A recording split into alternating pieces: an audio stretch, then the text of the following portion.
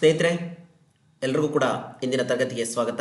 ಇಂದಿನ ತರಗತಿಯಲ್ಲಿ village accountant 2026 ಇದಕ್ಕೆ ಸಂಬಂಧಪಟ್ಟ ಹಾಗೆ VAO ಪೇಪರ್ 1 GK ಆಗಿರುತ್ತೆ.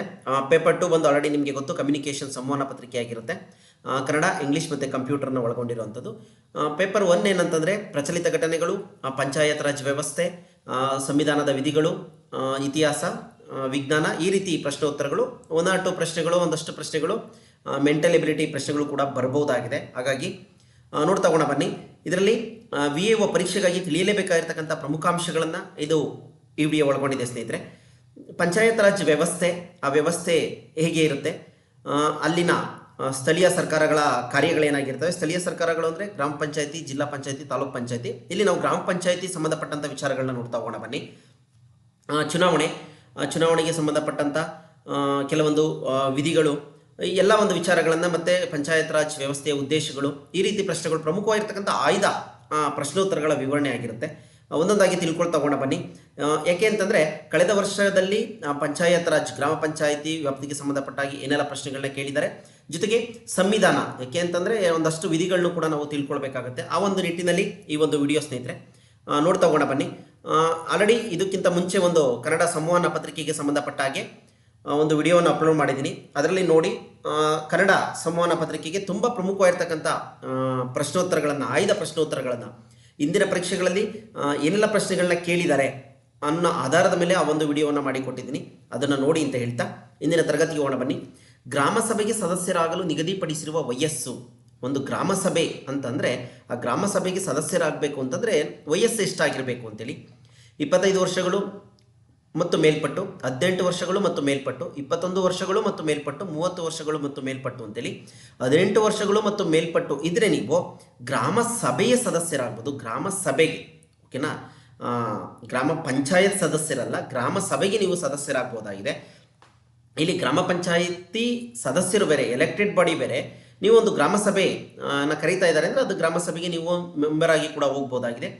ಇತ್ತೀಚಿನ ದಿನಗಳಲ್ಲಿ ಮಕ್ಕಳ ಗ್ರಾಮ ಸಭೆ ಅಂತಲೂ ಕೂಡ ಶಾಲಾ ಹಂತದ ಎಲ್ಲ ಮಕ್ಕಳನ್ನು ಕರೆಸಿ ಒಂದು ದಿನ ಆ ಮಕ್ಕಳನ್ನೇ ಏನು ಮಾಡ್ತಾ ಇದ್ದಾರೆ, ಅಧ್ಯಕ್ಷರು, ಉಪಾಧ್ಯಕ್ಷರು ಈ ರೀತಿ ಮಾಡಿ ಆ ಮಕ್ಕಳ ಕಡೆಯಿಂದ ಕುಂದುಕೊರತೆಗಳೇನಿದೆ ನಿಮ್ಮ ಶಾಲೆನಲ್ಲಾಗಿರ್ಬೋದು, ನಿಮ್ಮ ಊರುಗಳಲ್ಲಿ ಏನಾಗಿರ್ಬೋದು ಅಂತೇಳಿ ಆ ಒಂದು ಕಾನ್ಸೆಪ್ಟ್ ಕೂಡ ಇದೆ, ಮಕ್ಕಳ ಗ್ರಾಮ ಸಭೆ ಅಂತೇಳಿ.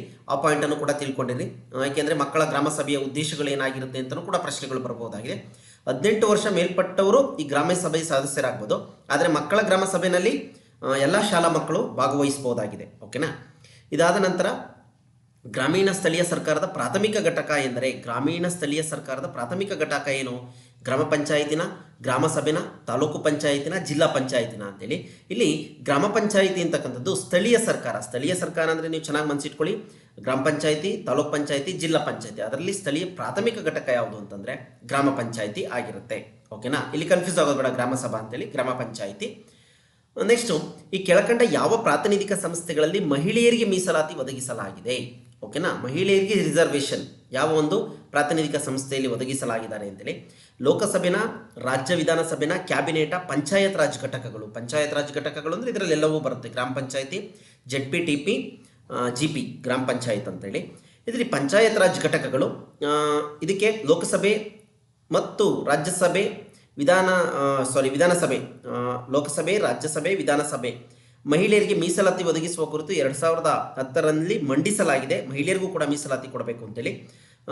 ಇದಕ್ಕೆ ಇನ್ನೂ ಅನುಮತಿ ಸಿಕ್ಕಿಲ್ಲ ಅಂತೇಳಿ. ಹಾಗಾಗಿ ಈ ಪಂಚಾಯತ್ ರಾಜ್ ಘಟಕಗಳಲ್ಲಿ ಮಾತ್ರ ಏನಾಗಿದೆ, ಮಹಿಳೆಯರಿಗೆ ಮೀಸಲಾತಿಯನ್ನು ಒದಗಿಸುವಂಥ ಒಂದು ವ್ಯವಸ್ಥೆ ನಮ್ಮಲ್ಲಿ ಇದೆ. ನೆಕ್ಸ್ಟ್, ಇದಾದ ನಂತರ ಪಂಚಾಯತ್ ರಾಜ್ ಸಂಸ್ಥೆಗಳ ಆದಾಯ ಮೂಲಗಳೇನು? ಪಂಚಾಯತ್ ರಾಜ್ ಸಂಸ್ಥೆ ಅಂತಂದರೆ ಗ್ರಾಮ ಪಂಚಾಯತಿ ಅಂತ ಅಂದ್ಕೊಳ್ಳಿ ನಿಮ್ಮ ಕಾನ್ಸೆಪ್ಟಲ್ಲಿ. ಇದರ ಆದಾಯ ಮೂಲ ಯಾವುದು? ಮನೆ ಮಾರುಕಟ್ಟೆ, ಸ್ಥಳೀಯ ಸ್ಥಳಗಳು, ಮನೆ ಮಾರುಕಟ್ಟೆ ಸ್ಥಳಗಳು ಮುಂತಾದವುಗಳ ಮೇಲೆ ಸಂಗ್ರಹಿಸುವ ತೆರಿಗೆನ, ಸರ್ಕಾರಿ ನೌಕರರಿಂದ ಸಂಗ್ರಹಿಸುವ ತೆರಿಗೆನ, ಕೇಂದ್ರ ಸರ್ಕಾರದ ತೆರಿಗೆ ಮತ್ತು ಸುಂಕಗಳನ್ನು, ಸರ್ಕಾರೇತರ ಸಂಸ್ಥೆಗಳಿಂದ NGOಗಳಿಂದ ಸಂಗ್ರಹಿಸುವ ವಂತಿಕೆನ ಅಂತೇಳಿ. ಇಲ್ಲಿ ಮನೆ ಮಾರುಕಟ್ಟೆ ಸ್ಥಳಗಳು ಮುಂತಾದವುಗಳ ಮೇಲೆ ಸಂಗ್ರಹಿಸುವ ತೆರಿಗೆ ಆಗಿರುತ್ತೆ. ಏನು ಒಂದು ಗ್ರಾಮ ಪಂಚಾಯತಿ ಅಥವಾ ತಾಲೂಕ್ ಪಂಚಾಯತಿ, ಜಿಲ್ಲಾ ಪಂಚಾಯತಿ ಆಗಲಿ, ಅವುಗಳು ಮನೆಗಂದಾಯ ಅಂತ ಇರುತ್ತೆ. ಮಾರ್ಕೆಟ್ಗಳೇನಾದರೂ ಇದ್ದರೆ, ಸಂತೆಗಳೇನಾದರೂ ನಡೀತಾ ಇದ್ದರೆ ಅವುಗಳ ಮೇಲೆ ಏನಾಗ್ತಾರೆ, ಸುಂಕವನ್ನು ವಸೂಲಿ ಮಾಡ್ತಾರೆ. ಅದೇ ಈ ಒಂದು ಪಂಚಾಯತ್ ರಾಜ್ನ ಸಂಸ್ಥೆಗಳ ಆದಾಯದ ಮೂಲಗಳಾಗಿರುತ್ತೆ. ಸ್ಥಳೀಯ ಸ್ವಯಂ ಸರ್ಕಾರಗಳ ಮುಖ್ಯ ಉದ್ದೇಶ. ಸ್ಥಳೀಯ ಸ್ವಯಂ ಸರ್ಕಾರ ನಿಮ್ಮ ಕಾನ್ಸೆಪ್ಟಲ್ಲಿ ಇದ್ಬಿಡಲಿ ಚೆನ್ನಾಗಿ. ಅದು ಗ್ರಾಮ ಪಂಚಾಯಿತಿ GP, ತಾಲೂಕು ಪಂಚಾಯಿತಿ TP, ಜಿಲ್ಲಾ ಪಂಚಾಯಿತಿ ತಾಲೂಕು ಪಂಚಾಯಿತಿ TP, ಜಿಲ್ಲಾ ಪಂಚಾಯಿತಿ ZP. ಇವು ಸ್ಥಳೀಯ ಸರ್ಕಾರಗಳಾಗಿರ್ತವೆ. ಇದರಲ್ಲಿ ನಾವು ಗ್ರಾಮ ಪಂಚಾಯಿತಿ ಕಡೆ ಗಮನವನ್ನು ಹರಿಸೋಣ. ಸ್ಥಳೀಯ ಸ್ವಯಂ ಸರ್ಕಾರಗಳ ಮುಖ್ಯ ಉದ್ದೇಶ ಕೃಷಿ ಉತ್ಪಾದನೆ ಹೆಚ್ಚಿಸುವಂಥದ್ದು, ಪಂಚಾಯಿತಿ ಆಸ್ತಿಯನ್ನು ರಕ್ಷಿಸುವಂಥದ್ದು, ಅಧಿಕಾರದ ವಿಕೇಂದ್ರೀಕರಣದ ಮೂಲಕ ಪರಿಣಾಮಕಾರಿ ಆಡಳಿತವನ್ನು ನಡೆಸುವಂಥದ್ದು, ಉದ್ಯೋಗ ಸೃಷ್ಟಿಸುವುದಾ ಅಂತೇಳಿ. ಇಲ್ಲಿ ನಮಗೆ ಕನ್ಫ್ಯೂಸ್ ಆಗುತ್ತೆ. ಸ್ಥಳೀಯ ಸ್ವಯಂ ಸರ್ಕಾರಗಳು ಉದ್ಯೋಗಗಳನ್ನು ಕೂಡ ಸೃಷ್ಟಿಸ್ತಾ ಇರ್ತವೆ. ನರೇಗಾ ಅಂತಿದೆ, ಅದನ್ನು ನೆಕ್ಸ್ಟ್ ಪಾಯಿಂಟಲ್ಲಿ ಹೇಳ್ತೀನಿ ಸ್ನೇಹಿತರೆ. ನರೇಗಾ ಅಂತಕ್ಕಂಥದ್ದನ್ನು ಮತ್ತೆ ಕರೆಂಟ್ ಅಫೇರ್ ಬಗ್ಗೆ ಒಂದು ವಿಡಿಯೋವನ್ನು ಮಾಡ್ತೀನಿ. ನರೇಗಾವನ್ನು ಇತ್ತೀಚೆಗೆ VB ಜಿ ಅಂತ ಮಾಡಿದ್ದಾರೆ. ಅದಕ್ಕೆ ಸಂಬಂಧಪಟ್ಟ ಹಾಗೆ ಒಂದು ವಿಡಿಯೋವನ್ನು ಮಾಡಿಕೊಡ್ತೀನಿ. ಇದರಲ್ಲಿ ಈ ರಿಲೇಟೆಡ್ ತಿಳ್ಕೊಳ್ತಾ ಹೋಗೋಣ. ಇಲ್ಲಿ ತುಂಬ ಪ್ರಮುಖ ಇರತಕ್ಕಂಥದ್ದು ಯಾವುದೋ ಆನ್ಸರ್ ಅಂತಂದರೆ ಅಧಿಕಾರದ ವಿಕೇಂದ್ರೀಕರಣದ ಮೂಲಕ ಪರಿಣಾಮಕಾರಿ ಆಡಳಿತ ನಡೆಸುವಂಥದ್ದು. ಸ್ಥಳೀಯ ಸರ್ಕಾರಗಳ ಉದ್ದೇಶ ಏನಾಗಿರ್ತದೆ ಅಂತಂದರೆ ಅಧಿಕಾರದ ವಿಕೇಂದ್ರೀಕರಣದ ಮೂಲಕ ಪರಿಣಾಮಕಾರಿ ಆಡಳಿತವನ್ನು ನಡೆಸುವಂಥದ್ದು ಆಗಿರುತ್ತೆ. ನೆಕ್ಸ್ಟು ಈ ಸ್ಥಳೀಯ ಸರ್ಕಾರಗಳ ಚುನಾವಣೆಗಳ ಬಗ್ಗೆ ನೋಡ್ತಾ ಹೋಗೋಣ ಬನ್ನಿ. ಈ ಕೆಳಕಂಡ ಸಂವಿಧಾನದ ತಿದ್ದುಪಡಿ ಕಾಯ್ದೆಯ ಮೂಲಕ ದೇಶದಾದ್ಯಂತ ಏಕರೂಪದ ಪಂಚಾಯತ್ ರಾಜ್ ಸಂಸ್ಥೆಗಳ ಅಸ್ತಿತ್ವಕ್ಕೆ ತರಲಾಯಿತು. ನೋಡಿ, ಇಂಥವು ತುಂಬ ಪ್ರಮುಖವಾಗಿರ್ತವೆ ಸ್ನೇಹಿತರೆ. ಯಾಕೆ ಅಂತಂದರೆ ವಿಧಿಗಳ ಆಧಾರದ ಮೇಲೆ ಸಾಕಷ್ಟು ಪ್ರಶ್ನೆಗಳನ್ನ ಕೇಳ್ತಾರೆ. ಏಕೆಂದರೆ ಪಂಚಾಯಿತಿ ನಾವು ವಿಲೇಜ್ ಅಕೌಂಟೆಂಟ್ ಆಗ್ತಾ ಇದ್ದೀವಿ ಅಂತಂದರೆ ಈ ಥರ ಎಲ್ಲ ವಿಚಾರಗಳನ್ನು ನಾವು ತಿಳ್ಕೊಳ್ಳೇಬೇಕಾಗಿರ್ತದೆ. ನೋಡಿ, ಯಾವ ಸಂವಿಧಾನದ ತಿದ್ದುಪಡಿಯ ಮೂಲಕ ದೇಶದಾದ್ಯಂತ, ಇಡೀ ಭಾರತದಾದ್ಯಂತ ಏಕರೂಪದ ಪಂಚಾಯತ್ ರಾಜ್ ವ್ಯವಸ್ಥೆಗಳು ಅಸ್ತಿತ್ವಕ್ಕೆ ತರಲಾಗಿದೆ. ಓಕೆನಾ? ಇಡೀ ದೇಶದಾದ್ಯಂತ ಗ್ರಾಮ ಪಂಚಾಯಿತಿ ವ್ಯವಸ್ಥೆ ಇದೆ, ತಾಲೂಕು ಪಂಚಾಯಿತಿ ವ್ಯವಸ್ಥೆ ಇದೆ, ಜಿಲ್ಲಾ ಪಂಚಾಯಿತಿ ವ್ಯವಸ್ಥೆ ಇದೆ. ಇದರಲ್ಲಿ ಯಾವ ತಿದ್ದುಪಡಿಯ ಮೂಲಕ ಜಾರಿಗೆ ತರಲಾಯಿತು? 72ನೇ ತಿದ್ದುಪಡಿ ಕಾಯ್ದೆನ, 73ನೇ ತಿದ್ದುಪಡಿನ, 74, 75 ಅಂತೇಳಿ. ಇಲ್ಲಿ ಸರಿಯಾದಂಥ ಉತ್ತರ ಬಂದು 73ನೇ ತಿದ್ದುಪಡಿ ಕಾಯ್ದೆ. ಚೆನ್ನಾಗಿ ನೆನ್ಪಿಟ್ಕೊಳ್ಳಿ, ಈ ಥರ ಪ್ರಶ್ನೆಗಳು ತುಂಬ ಇಂಪಾರ್ಟೆಂಟು. 73ನೇ ಸಂವಿಧಾನ ತಿದ್ದುಪಡಿಯ ಮೂಲಕ ಈ ಒಂದು ಏಕರೂಪದ ಪಂಚಾಯತ್ ರಾಜ್ ವ್ಯವಸ್ಥೆಗಳನ್ನು ಅಸ್ತಿತ್ವಕ್ಕೆ ತರಲಾಗಿದೆ. 73ನೇ ತಿದ್ದುಪಡಿ ಕಾಯ್ದೆ ಬಂದು 1992ರಲ್ಲಿ ಮಾಡಲಾಗುತ್ತೆ. 1993 ಏಪ್ರಿಲ್ 24ರಂದು ಜಾರಿಗೆ ಬರುತ್ತೆ. ನೋಡಿ, ತಿದ್ದುಪಡಿ ಕಾಯ್ದೆ ಆಗಿದ್ದು 1992ರಲ್ಲಿ, 73ನೇ ತಿದ್ದುಪಡಿ ಆಗಿದ್ದು ಸಂವಿಧಾನಕ್ಕೆ. ಇದು ಜಾರಿಗೆ ಬಂದಿದ್ದು 1993 ಏಪ್ರಿಲ್ 24ರಂದು. ಪಂಚಾಯತ್ ರಾಜ್ ಸಂಸ್ಥೆಗಳಿಗೆ ಸಾಂವಿಧಾನಿಕ ಸ್ಥಾನಮಾನವನ್ನು ನೀಡಿತು ಮತ್ತು ದೇಶದಲ್ಲಿ ಸ್ಥಳೀಯ ಸ್ವ ಆಡಳಿತವನ್ನು ಬಲಪಡಿಸಿತು. ಓಕೆನಾ? ಯಾವುದು ತಿದ್ದುಪಡಿ ಅಂತಂದರೆ 73ನೇ ತಿದ್ದುಪಡಿ. ಈ ಪಾಯಿಂಟನ್ನು ಕೂಡ ನೆನ್ಪಿಟ್ಕೊಳ್ಳಿ, ಇದನ್ನು ಕೂಡ ಪ್ರಶ್ನೆ ಕೇಳ್ಬೋದು. ಪಂಚಾಯತ್ ರಾಜ್ ಸಂಸ್ಥೆಗಳಿಗೆ ಸಾಂವಿಧಾನಿಕ ಸ್ಥಾನಮಾನವನ್ನು ನೀಡಿತು ಮತ್ತು ದೇಶದಲ್ಲಿ ಸ್ಥಳೀಯ ಸ್ವ ಆಡಳಿತವನ್ನು ಬಲಪಡಿಸಿದ ಸಂವಿಧಾನದ ತಿದ್ದುಪಡಿ ಯಾವುದು ಅಂತಲೂ ಕೂಡ ಕೇಳ್ಬೋದಾಗಿದೆ. ಓಕೆನಾ? ಹಾಗಾಗಿ 73ನೇ ತಿದ್ದುಪಡಿ 1992, ಜಾರಿಗೆ ಬಂದಿದ್ದು 1993 ಏಪ್ರಿಲ್ 24. ಈ ಪ್ರಕಾರ 3 ಹಂತದ ಸ್ಥಳೀಯ ಸರ್ಕಾರ ವ್ಯವಸ್ಥೆಯನ್ನು ಜಾರಿಗೆ ತರ್ತಾರೆ. ಯಾವ ತಿದ್ದುಪಡಿಯ ಮೂಲಕ? ನೋಡಿ, 3-4 ಪ್ರಶ್ನೆಗಳು ಇದರಲ್ಲಿ ಕವರ್ ಆಗುವಂಥ ಸಾಧ್ಯತೆಗಳಿದ್ದಾವೆ ಸ್ನೇಹಿತರೆ. 3 ಹಂತದ ಸ್ಥಳೀಯ ಸರ್ಕಾರ ವ್ಯವಸ್ಥೆಯನ್ನು ಭಾರತ ಸಂವಿಧಾನದ ಯಾವ ತಿದ್ದುಪಡಿ ಮೂಲಕ ತರಲಾಯಿತು ಅಂತ ಕೇಳ್ತಾರೆ. ಯಾವ ವರ್ಷದಿಂದ ಜಾರಿಗೆ ತರಲಾಯಿತು ಅಂತ ಕೇಳ್ತಾರೆ. ಜಾರಿಗೆ ತರಲಾಯಿತು ಅಂತಂದರೆ 1993. ಯಾವ ಸಂವಿಧಾನ ತಿದ್ದುಪಡಿ? 73. ತಿದ್ದುಪಡಿ ಕಾಯ್ದೆ ಯಾವ ವರ್ಷ ಅಂತಂದರೆ 1992. ಹಾಗಾಗಿ ನೋಡಿ, ಎಪಿಕ್ ಗೊತ್ತಿದೆ. ಯಾಕೆ ಈ ಥರ ಪ್ರಶ್ನೆಗಳು ಅಂತಂದರೆ ಸ್ನೇಹಿತರೆ, ಇತ್ತೀಚೆಗೆ SIR ನಡೀತಾ ಇದೆ, ನಿಮಗೆಲ್ಲ ಗೊತ್ತೇ ಇದೆ. ಸಮಗ್ರ ಮತದಾರ ಪಟ್ಟಿ ಪರಿಷ್ಕರಣೆ ನಡೀತಾ ಇದೆ. ಆ ಒಂದು ನಿಟ್ಟಿನಲ್ಲಿ ಈ ಎಪಿಕ್ನ ವಿಸ್ತೃತ ರೂಪ ಏನು ಅಂತಲೂ ಕೂಡ ಕೇಳುವಂಥ ಸಾಧ್ಯತೆಗಳಿರ್ತವೆ. ಇದು electors photo identity card, electing photo identity card, electoral photo identity card, election photo identity card ಅಂತೇಳಿ ಕನ್ಫ್ಯೂಸ್ ಆಗುತ್ತೆ. ಎಲ್ಲವೂ ಸಿಮಿಲರ್ ಇದ್ದಾವೆ. ಹಾಗಾಗಿ ಇಲ್ಲಿ ಮೇಯ್ನ್ ಬಂದು ಎಲೆಕ್ಟರ್ಸ್ ಫೋಟೋ ಐಡೆಂಟಿಟಿ ಕಾರ್ಡ್. ಚೆನ್ನಾಗಿ ನೆನ್ಪಿಟ್ಕೊಳ್ಳಿ. ಎಪಿಕ್ ಅಂತಂದರೆ electors photo identity card, EPIC card, EPIC number ಅಂತ ಹೇಳ್ತಾರೆ. ಎಪಿಕ್ ನಂಬರ್ ಬಗ್ಗೆಯೂ ಕೂಡ ನೀವು ಒಂಚೂರು ನಿಮ್ಮ ಐಡೆಂಟಿ ಕಾರ್ಡ್ಗಳನ್ನ ನೋಡಿ ಅದ್ರ ಬಗ್ಗೆ ಕೂಡ ಮಾಹಿತಿಯನ್ನು ಇಟ್ಕೊಂಡಿರಿ. Electors photo identity card. SIR ಮೇಲೂ ಕೂಡ ಬಹುತೇಕ ಪ್ರಶ್ನೆಗಳು ಬರ್ಬೋದು ಸ್ನೇಹಿತರೆ. ಹಾಗಾಗಿ ಈ SIR, ಈ ನರೇಗಾ ಬದಲಾಗಿ ಜಿ ಈ ಥರ ವ್ಯವಸ್ಥೆಗಳಲ್ಲೆಲ್ಲ ಕರೆಂಟ್ ಅಫೇರಲ್ಲಿ ನಾನು ಇನ್ನೊಂದು ವಿಡಿಯೋವನ್ನು ಮಾಡಿಕೊಡ್ತೀನಿ, ಅಲ್ಲಿ ನೋಡ್ತಾ ಹೋಗೋಣ. ಇದಕ್ಕೆ ಸಂಬಂಧಪಟ್ಟು ನೋಡ್ತಾ ಹೋಗೋಣ ಬನ್ನಿ. ನೆಕ್ಸ್ಟು, ಭಾರತದಲ್ಲಿ ಮತದಾನದ ವಯಸ್ಸನ್ನು 21 ವರ್ಷಗಳಿಂದ 18 ವರ್ಷಗಳಿಗೆ ಇಳಿಸಿದ ಸಂವಿಧಾನದ ತಿದ್ದುಪಡಿ ಯಾವುದು? ಈಗ ಯಾಕೆ ಅಂತಂದರೆ ಈ ಥರ ಪ್ರಶ್ನೆಗಳು ತುಂಬ ಇಂಪಾರ್ಟೆಂಟ್ ಆಗಿದ್ದಾವೆ. ಯಾಕೆ ದೇಶದಾದ್ಯಂತ SIR ಪ್ರಕ್ರಿಯೆ ನಡೀತಾ ಇದೆ. ಹಾಗಾಗಿ ಇದನ್ನು ಕೂಡ ತಿಳ್ಕೊಳ್ಳೋಣ. ಮೊದಲಿಗೆ ಮತದಾನದ ವಯಸ್ಸು 21 ವರ್ಷ ಇತ್ತು. ಅನಂತರ ಅದನ್ನು ಯಾವ ತಿದ್ದುಪಡಿ ಮೂಲಕ 18 ವರ್ಷಕ್ಕೆ ಇಳಿಸಲಾಯಿತು? ಬನ್ನಿ. 24ನೇ ತಿದ್ದುಪಡಿ, 52ನೇ ತಿದ್ದುಪಡಿ, 61ನೇ ತಿದ್ದುಪಡಿ, 69ನೇ ತಿದ್ದುಪಡಿ. ಯಾವುದು? 61ನೇ ತಿದ್ದುಪಡಿ ಮುಖಾಂತರ. ಬನ್ನಿ ಸ್ನೇಹಿತರೆ, ತುಂಬ ಪ್ರಮುಖವಾಗಿರ್ತಕ್ಕಂಥ ವಿಚಾರ. ಸಾಕಷ್ಟು ಪ್ರಶ್ನೆಗಳು ಇದರಿಂದ ಕವರ್ ಆಗುತ್ತೆ. ಹಾಗಾಗಿ ನೋಡ್ತಾ ಹೋಗೋಣ. ಸಂವಿಧಾನದ 326ನೇ ವಿಧಿಯನ್ನು ಮಾರ್ಪಡಿಸಲಾಯಿತು. ಈ ವಿಧಿ ವಯಸ್ಕರ ಮತದಾನಕ್ಕೆ ಸಂಬಂಧಿಸಿದೆ. ನೋಡಿ, 326ನೇ ವಿಧಿಯನ್ನು ಮಾರ್ಪಾಡು ಮಾಡುತ್ತಾರೆ. ಆ 326ನೇ ವಿಧಿ ಚೆನ್ನಾಗಿ ನೆನಪಿಟ್ಕೊಳ್ಳಿ, ಯಾವುದಕ್ಕೆ ಅಂದರೆ ವಯಸ್ಕರ ಮತದಾನಕ್ಕೆ ಸಂಬಂಧಿಸಿದಾಗಿದೆ. 1988ರಲ್ಲಿ ಅಂದರೆ 1988ರಲ್ಲಿ ಅಂಗೀಕಾರ ಆಗುತ್ತೆ. 1989ರ ಚುನಾವಣೆಯಲ್ಲಿ ಜಾರಿಗೆ ಬರುತ್ತೆ. ತುಂಬ ಇಂಪಾರ್ಟೆಂಟು. ಯಾವ ವಿಧಿಯನ್ನು ತಿದ್ದುಪಡಿ ಮಾಡಲಾಗುತ್ತೆ? 326ನೇ ವಿಧಿ 1988ರಲ್ಲಿ ಅಂಗೀಕಾರ ಆಗುತ್ತೆ. 1989ರ ಚುನಾವಣೆಯಲ್ಲಿ ಜಾರಿಗೆ ಬರುತ್ತೆ. ಇದನ್ನು ಯಾವುದಾದ್ರು ಡೇಟಾ ಬರ್ತಿದ್ರೆ ಅಥವಾ ಯಾರ್ದಾದ್ರೂ ಪ್ರಮುಖವಾಗಿರ್ತಕ್ಕಂಥ ಘಟನೆಗಳಿದ್ದರೆ ಅಥವಾ ನಿಮ್ಮ ಅಣ್ಣ ತಮ್ಮ ಅಕ್ಕಂದರೆ ಯಾರಾದ್ರೂ ಅಥವಾ ನಿಮ್ಮದೇ ಏನಾದರೂ ಬರ್ತಡೇ ಇದ್ದರೆ ಆ ಡೇಟ್ಗಳನ್ನ ನೆನ್ಪಿಟ್ಕೊಳ್ಳಿ. ಇದು ಕಂಪೇರ್ ಮಾಡಿ ನಿಮ್ಗೆ ಅನುಕೂಲ ಆಗುತ್ತೆ. 1989ರ ಚುನಾವಣೆಯಲ್ಲಿ ಜಾರಿಗೆ ತರಲಾಯಿತು. ಯಾವ ಚುನಾವಣೆಯಲ್ಲಿ ಮತದಾನದ ವಯಸ್ಸನ್ನು 21ರಿಂದ 18 ವರ್ಷಕ್ಕೆ ಇಳಿಸಿ ಮತದಾನ ಮಾಡಲು ಅವಕಾಶ ಮಾಡಿಕೊಡಲಾಯಿತು ಅಂತ ಹೇಳ್ತಾರೆ? 1989ರ ಚುನಾವಣೆಯಲ್ಲಿ. 1989ಕ್ಕಿಂತ ಹಿಂದೆ ಮತದಾನದ ವಯಸ್ಸನ್ನು 21 ವರ್ಷಗಳ ಆಗಿತ್ತು. 1989ಕ್ಕಿಂತ ಮುಂಚೆ 81ರಲ್ಲಿ 61ನೇ ಸಂವಿಧಾನ ತಿದ್ದುಪಡಿಯ ಮೂಲಕ, ನೋಡಿ ಎಷ್ಟನೇ ಸಂವಿಧಾನ ತಿದ್ದುಪಡಿ? 61ನೇ ಸಂವಿಧಾನ ತಿದ್ದುಪಡಿಯ ಮೂಲಕ ಮತದಾನದ ವಯಸ್ಸನ್ನು 18 ವರ್ಷಕ್ಕೆ ಇಳಿಸಲಾಯಿತು. ಯಾವ ವಿಧಿಗೆ ತಿದ್ದುಪಡಿ? 326ನೇ ವಿಧಿಗೆ ತಿದ್ದುಪಡಿ. ಯಾವ ವರ್ಷ? 1989. 61ನೇ ಸಂವಿಧಾನದ ತಿದ್ದುಪಡಿಯ ಮೂಲಕ. ಚೆನ್ನಾಗಿ ನೆನಪಿಟ್ಕೊಳ್ಳಿ. ಸಾರ್ವತ್ರಿಕ ವಯಸ್ಕ ಮತದಾನ ಎಂದರೆ 18 ವರ್ಷ ಮೇಲ್ಪಟ್ಟ ವಯಸ್ಕರು ಜಾತಿ, ಮತ, ಲಿಂಗ, ವರ್ಣ, ಭಾಷೆ, ಧರ್ಮದ ಯಾವುದೇ ಭೇದ ಭಾವವಿಲ್ಲದೆ ಮತ ಚಲಾಯಿಸೋದಕ್ಕೆ ನಾವು ಸಾರ್ವತ್ರಿಕ ವಯಸ್ಕ ಮತದಾನ ಪದ್ಧತಿ ಅಂತೇಳಿ ಕರೀತಾರೆ. 24ನೇ ತಿದ್ದುಪಡಿ ಏನು ಹೇಳುತ್ತೆ ಅಂತಂದರೆ 1971ರಲ್ಲಿ ಸಂವಿಧಾನದ ಯಾವುದೇ ಭಾಗವನ್ನು ತಿದ್ದುಪಡಿ ಮಾಡಲು ಸಂಸತ್ತಿನ ಅಧಿಕಾರವನ್ನು ಖಚಿತಪಡಿಸಿತು ಮತ್ತು ಸಂವಿಧಾನದ ತಿದ್ದುಪಡಿ ಮಸೂದೆಗೆ ರಾಷ್ಟ್ರಪತಿಗಳ ಒಪ್ಪಿಗೆ ಕಡ್ಡಾಯ ಎಂದು ಹೇಳಿತು. ಸಂವಿಧಾನವನ್ನು ತಿದ್ದುಪಡಿ ಮಾಡೋದಕ್ಕೆ ಈ ಅವಕಾಶಗಳನ್ನ ಕಲ್ಪಿಸಿದ್ದಂಥದ್ದೇ 24ನೇ ತಿದ್ದುಪಡಿಯಾಗಿದೆ.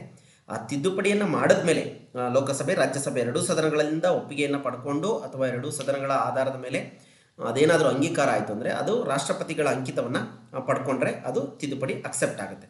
52ನೇ ಈ ಮೇಲ್ಗಡೆ ಆಪ್ಷನ್ ಇದಾವಲ್ಲ ಅದಕ್ಕೆ ವಿವರಣೆ. 52ನೇ ತಿದ್ದುಪಡಿ 1985ರಲ್ಲಾಗುತ್ತೆ. ಸಂವಿಧಾನಕ್ಕೆ 10ನೇ ಅನುಸೂಚಿ ಸೇರ್ಪಡೆ, ಪಕ್ಷಾಂತರ ನಿಷೇಧ ಕಾನೂನನ್ನು ಜಾರಿ ಮಾಡುತ್ತೆ. ಈ ಪಾಯಿಂಟನ್ನು ಕೂಡ ನೆನ್ಪಿಟ್ಕೊಳ್ಳಿ. ಇತ್ತೀಚಿನ ಪರೀಕ್ಷೆಗಳಲ್ಲಿ ಈ ಪ್ರಶ್ನೆ ಪಕ್ಷಾಂತರ ನಿಷೇಧ ಕಾನೂನು ಜಾರಿ ಬಗ್ಗೆಯೂ ಕೂಡ ಹೇಳಲಾಗಿತ್ತು. ಯಾವ ಕಾಯ್ದೆ? 52ನೇ ತಿದ್ದುಪಡಿ 1985ರ ಕಾಯ್ದೆ ಆಗಿರುತ್ತೆ. 69ನೇ ತಿದ್ದುಪಡಿ ಹೇಳುತ್ತೆ 1991ರಲ್ಲಿ ದೆಹಲಿಗೆ ರಾಷ್ಟ್ರೀಯ ರಾಜಧಾನಿ ಸ್ಥಾನಮಾನವನ್ನು ಕೊಡ್ತಾರೆ. ಈ ಪ್ರಶ್ನೆ ಕೂಡ ತುಂಬ ಇಂಪಾರ್ಟೆಂಟು. ಯಾವ ತಿದ್ದುಪಡಿಯ ಮೂಲಕ ಯಾವ ವರ್ಷದಲ್ಲಿ ದೆಹಲಿಗೆ ರಾಷ್ಟ್ರೀಯ ರಾಜಧಾನಿ ಸ್ಥಾನಮಾನವನ್ನು ನೀಡಲಾಯಿತು ಅಂದರೆ 69ನೇ ತಿದ್ದುಪಡಿ 1991. ಹೀಗೆ ಈ ವಿಧಿಗಳ ಬಗ್ಗೆಯೂ ಕೂಡ ನಾವು ಅನಾಲಿಸಿಸ್ ಮಾಡಬೇಕಾಗುತ್ತೆ ಸ್ನೇಹಿತರೆ.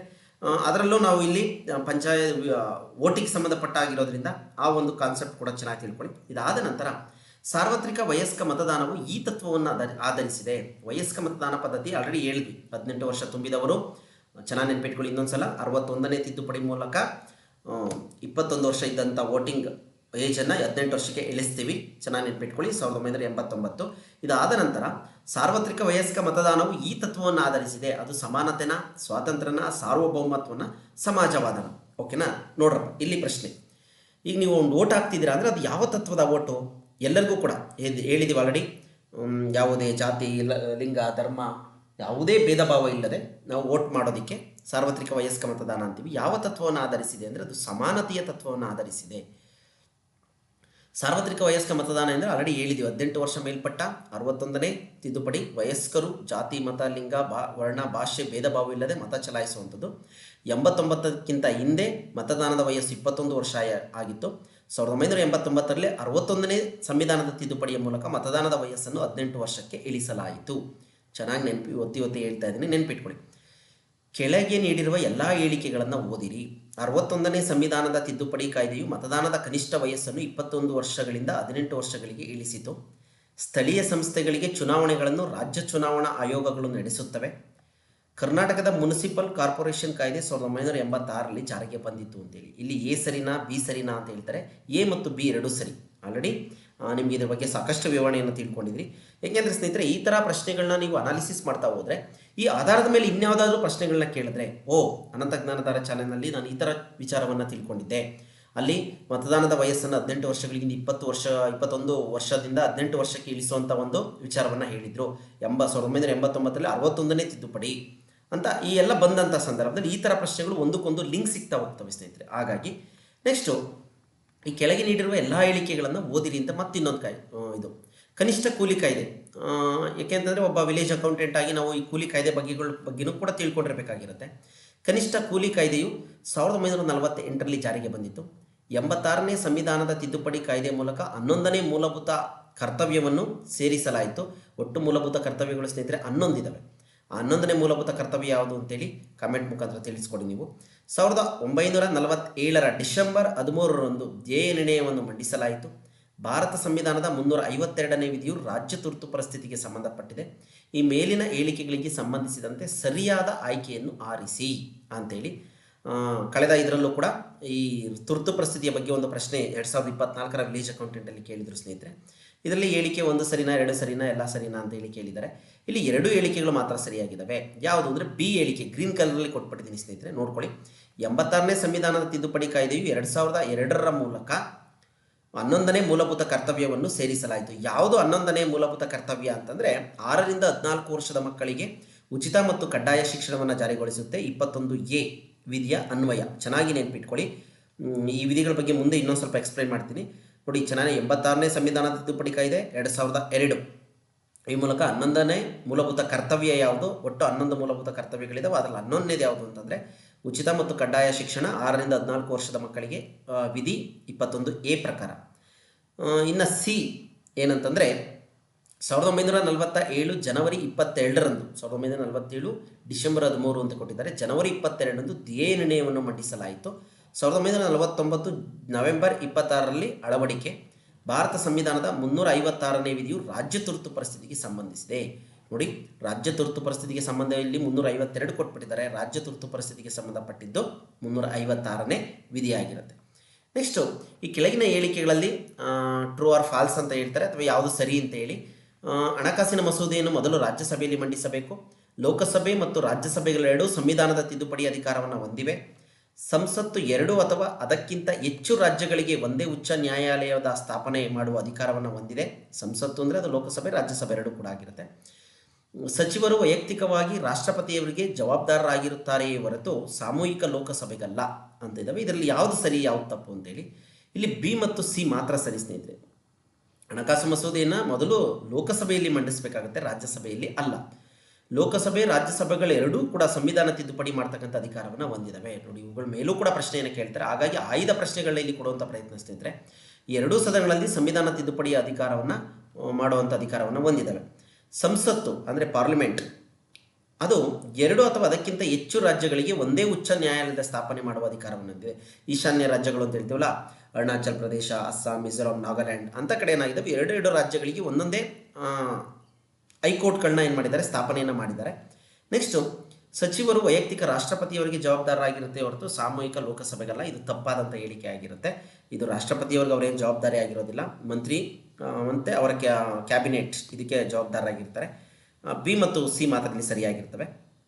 ಸರಿಯಾದ ಮಸೂದೆಯು ಕಾಯ್ದೆಯಾಗಿ ರೂಪುಗೊಳ್ಳಲು ಹಂತಗಳು ಸರಿಯಾಗಿರತಕ್ಕಂಥದ್ದು ಯಾವುದು ಅಂದರೆ ಯಾವುದಾದ್ರು ಒಂದು ಮಸೂದೆ ಕಾಯ್ದೆ ಆಗಬೇಕಾದ್ರೆ, ಒಂದು ಶಾಸನ ಆಗಬೇಕಾದ್ರೆ ಯಾವ್ಯಾವ ಸ್ಟೆಪ್ಪು ಅಂತ ಹೇಳಿ ಸಮಿತಿಯ ಮಟ್ಟಕ್ಕೆ ಒಪ್ಪಿಸುವುದು, ರಾಷ್ಟ್ರಪತಿಯವರ ಅನುಮೋದನೆ, ಗೆಜೆಟೆಡ್ನಲ್ಲಿ ಪ್ರಕಟ, ವರದಿಯ ಹಂತದ ವಿಮರ್ಶೆ ಅಂತೇಳಿ. ಇವಾಗ ಏನಾದ್ರು ಒಂದು ನೋಟಿಫಿಕೇಶನ್ ಮಾಡಬೇಕು, ವಿಲೇಜ್ ಅಕೌಂಟೆಂಟ್ ಇದಕ್ಕೆ ಸಂಬಂಧಪಟ್ಟ ಹಾಗೆ ಏನಾದ್ರು ಒಂದು ಇದು ಆಗಬೇಕು ಅಂತಂದರೆ ಯಾವುದಾದ್ರೂ ಆಗಲಿ, ಅದು ಜಿ ಬಂತು ನರೇಗಾ ಬದಲಾಗಿ ಆ ಥರದ್ದು ಏನಾದರೂ ಒಂದು ಮಸೂದೆ ಕಾಯ್ದೆ ಆಗಬೇಕಾದ್ರೆ ಯಾವ್ಯಾವ ಸ್ಟೆಪ್ ಅಂತ ಹೇಳಿ. ಫಸ್ಟು ಸಿ ಗೆಜೆಟೆಡ್ನಲ್ಲಿ ಪ್ರಕಟ ಆಗಬೇಕದು. ನೆಕ್ಸ್ಟು ಸಮಿತಿಯ ಮಟ್ಟಕ್ಕೆ ಒಪ್ಪಿಸುವುದು. ನೆಕ್ಸ್ಟು ವರದಿಯ ಹಂತದ ವಿಮರ್ಶೆ. ಕೊನೆಯದಾಗಿ ರಾಷ್ಟ್ರಪತಿಯವರ ಅನುಮೋದನೆಯನ್ನು ಪಡಬೇಕಾಗುತ್ತೆ. ಇದಿಷ್ಟು ಕೂಡ ಆರ್ಡರ್ ಆಗಿ ಆಗ್ತಕ್ಕಂಥದ್ದು. ಒಂದು ಮಸೂದೆ ಕಾಯ್ದೆಯಾಗಿ, ಶಾಸನವಾಗಿ, ಕಾನೂನಾಗಿ ರೂಪುಗೊಳ್ಳಬೇಕು ಅಂದರೆ ಗೆಜೆಟೆಡ್ನಲ್ಲಿ ಪ್ರಕಟ, ಸಮಿತಿಯ ಮಟ್ಟಕ್ಕೆ ಒಪ್ಪಿಸುವುದು, ವರದಿಯ ಹಂತದ ವಿಮರ್ಶೆ, ಕೊನೆಯದಾಗಿ ರಾಷ್ಟ್ರಪತಿಯವರ ಅನುಮೋದನೆಯನ್ನು ಪಡ್ಕೊಳ್ಬೇಕಾಗುತ್ತೆ. ನೆಕ್ಸ್ಟು ಹೊಂದಿಸಿ ಬರೀಲಿ ಕೊಟ್ಟಿದ್ದಾರೆ. ಇಲ್ಲಿ ಸರಿಯಾದ ಉತ್ತರವನ್ನೇ ನಾವು ಕೊಟ್ಬಿಟ್ಟಿದ್ದೀವಿ ಅದರ ನೇರವಾಗಿ. ಸಾರ್ವತ್ರಿಕ ಚುನಾವಣೆ ಅಂತಂದರೆ ಏನು, ಮರು ಚುನಾವಣೆ ಅಂತಂದರೆ ಏನು, ಉಪಚುನಾವಣೆ ಅಂತಂದ್ರೆ ಏನು, ಮಧ್ಯಂತರ ಚುನಾವಣೆ ಅಂದರೆ ಏನು ಅಂತಕ್ಕಂಥ ಒಂದು ಪ್ರಶ್ನೆಗಳು ಸ್ನೇಹಿತರೆ.